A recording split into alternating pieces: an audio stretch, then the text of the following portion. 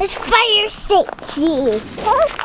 It's fire safety. Go over a little firework safety for you. Yeah. We're going to show you some of the things you're going to need for if you are going to do fireworks. If you live in an area where it's not banned, we don't recommend this at Murray Fire. We want you to go to the fireworks show on July 3rd. Yep. And there's going to be way better fireworks than what you could ever go get on your own. I'm sure people are still going to do it. Some tricks and tips as to what you're going to need. Make sure you have a hose on and off stop on it, on your nozzle. I don't want that hose charged.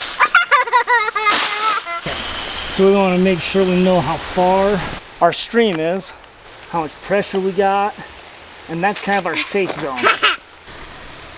Gonna want to light them off in an area there's not any weeds, tall grass, vegetation. Make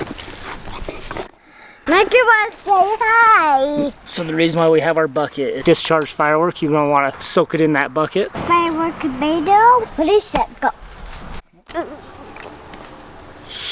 We're gonna fill it up. Yes, I do.